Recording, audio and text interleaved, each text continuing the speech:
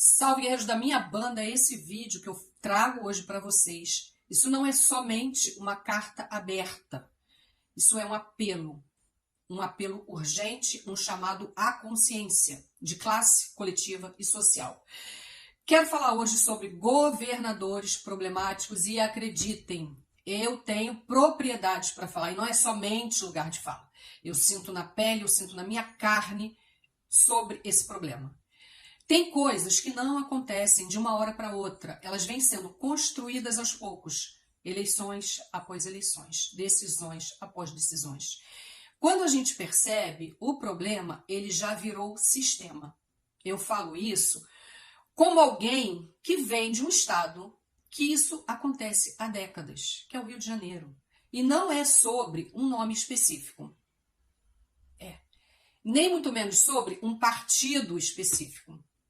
É sim, é sobre um padrão de promessas fáceis, soluções rápidas, discursos que parecem fortes, mas que na prática não resolvem os problemas estruturais da população. O Rio de Janeiro passou por sucessivos governos marcados por escândalos, por presos por corrupção, afastamentos e crises institucionais. Casos como do Witzel, do Wilson Witzel, não são um ponto fora da curva, são parte de um histórico mais profundo. Se a gente voltar um pouquinho lá atrás, vai lembrar da influência do Antony Garotinho, Rosinha Garotinho, que eles ajudaram a consolidar um modelo de poder baseado muito mais em controle político do que em transformação estrutural. E o resultado disso tudo é o quê? É um Estado com problemas crônicos de segurança, mobilidade, saneamento e desigualdade. Um Estado onde a máquina pública foi sendo enfraquecida ao longo do tempo. E uma população que paga a conta todos os dias, por pelo menos 30 anos. Agora presta atenção aqui, nesse ponto. Esse processo, ele não começa com crise, ele começa com escolhas. Escolhas feitas muitas vezes com base em imagem, marketing ou promessas simplistas para um problema complexo. Quando alguém diz que privatizar um serviço essencial por si só, que aquilo vai resolver um problema, desconfie. Desconfie assim, Quando alguém apresenta soluções fáceis para questões históricas, desconfie ainda mais, porque gestão pública séria não funciona assim. Saneamento básico não se resolve só com a troca de controle. Mobilidade urbana, no caso do metrô, não melhora só com concessão de linhas. Educação, ela não avança com medidas superficiais que ignoram a realidade de alunos e de professores. São áreas que exigem planejamento de longo prazo, investimento contínuo e compromisso real com interesses públicos. E mais importante, exigem capacidade técnica e responsabilidade política. Outro ponto que precisa ser observado com atenção é o uso da estrutura do Estado para projetos ideológicos.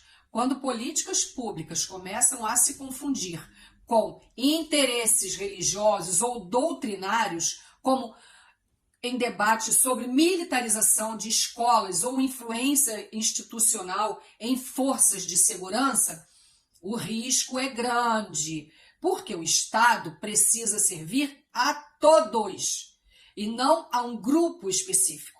O problema é que quando esse tipo de modelo se consolida, ele não sai rápido, ele se perpetua, ele cria raízes, e raízes de erva daninha. Eu sei disso, eu estou falando porque eu conheço.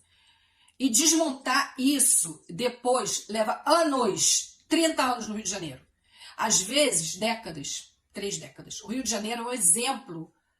Não porque a população escolheu errado uma única vez, mas porque entrou em um ciclo que foi difícil de se romper e está difícil de romper. E é exatamente sobre isso que a gente precisa falar, precisa conversar. É sobre responsabilidade, sobre o olhar que vai além do discurso, sobre uma propaganda, sobre uma promessa. Política pública, de verdade, não é espetáculo, não é um simples slogan, não é uma solução mágica. É trabalho técnico, compromisso e, principalmente, consequência. A escolha de São Paulo não é difícil, gente. No final, não é o político que sofre com a decisão errada, é a população. Eu vi aí o que aconteceu no metrô de São Paulo.